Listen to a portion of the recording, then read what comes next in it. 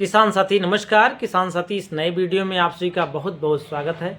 किसान साथी इस वीडियो के माध्यम से आज हम लोग जानेंगे गेहूं की फसल में जब हमारी अवस्था लगभग 55 से 60 दिन की हो, कौन सा ऐसा बेस्ट जल विलेय उर्वरक का प्रयोग करें और इसके साथ कौन सा बेस्ट टॉनिक मिला के डालें और इसके साथ हम नैनो यूरिया प्लस कितना प्रयोग करें। किसान साथी अगर शुरुआत में हमने डीएपी का प्रयोग जिसे डाई अमोनियम फास्फेट कहते हैं 18% नाइट्रोजन और 46% फास्फोरस होता है, या एनपीके जो 12-32-16 है 12% नाइट्रोजन 32% फास्फोरस और 16% पोटास होता है। अगर शुरुआत में किसान साथी हमने इसकी कम मात्रा में प्रयोग किया है या हमको उपलब्धता नहीं रही उसमें बुआई के समय, तो ऐसा कौन सा जल विलेय उर्वरक प्रयोग करें जिससे हमको फास्फोरस और पोटास की पूर्ति हो सके।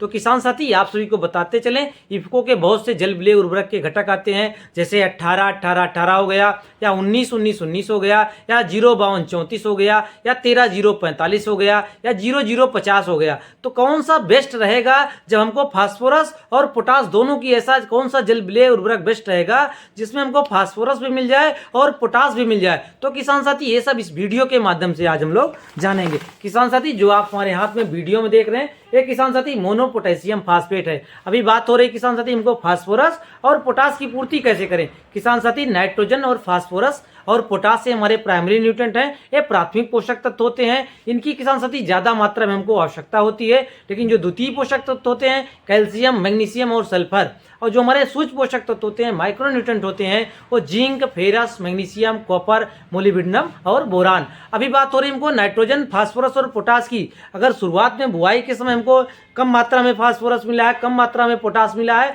तो इसकी पूर्ति किसान साथी हम आपको जल विलेय उर्वरक कैसे कर सकते हैं, कितनी मात्रा में प्रयोग करेंगे, ये सब किसान साथी हम लोग जानने वाले हैं।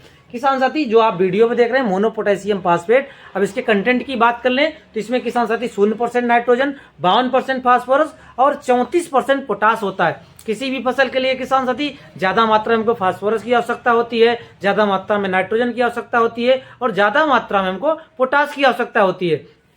तो किसान साथी इसमें फास्फोरस और पोटास दो तत्व हैं, और ये जो हमारे हाथ में वीडियो में देख रहे हैं ये वाटर सोलर फर्टिलाइजर है। ये 100% जो है जल घुलनशील उर्वरक है, इसे किसान साथी मोनो पोटेशियम फास्फेट कहते हैं। अब बात कर लें गेहूं की फसल में कितना प्रयोग करना है, तो 5 से 10 ग्राम पर लीटर के हिसाब से घोल बना के पानी छिड़काव करना है। गेहूं की फसल में 1 से 1.5 किलोग्राम 1 एकड़ के लिए पर्याप्त होता है किसान साथी मोनो पोटेशियम फास्फेट। अब किसान साथी इसी के साथ टॉनिक की बात करेंगे, तो टॉनिक में किसान साथी आप सागरिका तरल ले सकते हैं, जो आप हमारे हाथ में वीडियो में देख रहे हैं। इसमें किसान साथी बात कर लें, इसमें किसान साथी सबसे ज्यादा सीविड पाया जाएगा जो 28 से 30% पाया जाएगा।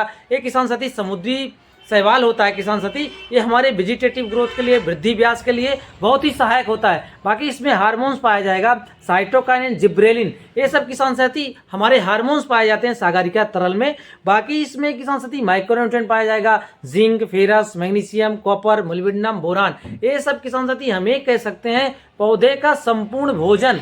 गेहूं की फसल की बात करें तो 500 ml 1 एकड़ के लिए आपका एकदम पर्याप्त है। 500 ml किसान साथी आपको सागरिका तरल लाना है, और 1 किलोग्राम किसान साथी आपको हमने जैसे बताया 1 से 1.5 किलोग्राम मोनो पोटेशियम फास्फेट लाना है, WSF जल विलेय उर्वरक। और इसी के साथ किसान साथी अगर आपको यूरिया का प्रयोग कर दिए हैं पहली बार बेसल डोज में, दोबारा किसान साथी आपको नैनो यूरिया प्लस इसी के साथ मिला लेना है। तो दानेदार यूरिया आपको नहीं डालना पड़ेगा क्योंकि आप छिड़काव करने चल ही रहे हैं, उतनी लागत लगेगी।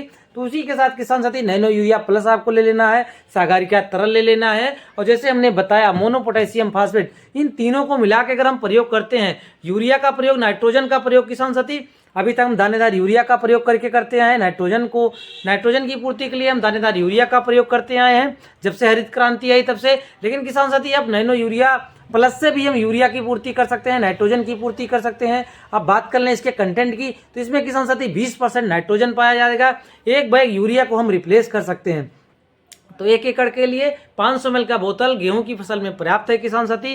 500 ml आपको नैनो यूरिया प्लस लेना है, 500 ml आपको सागरिका लेना है किसान साथी, और जैसे हमने बताया 1 से 1.5 किलोग्राम मोनो पोटेशियम फास्फेट, इन तीनों को किसान साथी मिला के 125 से 150 लीटर पानी मिलाकर आप पानी छिड़काव बढ़िया से करते हैं तो आपको फास्फोरस और पोटास की पूर्ति हो जाएगी।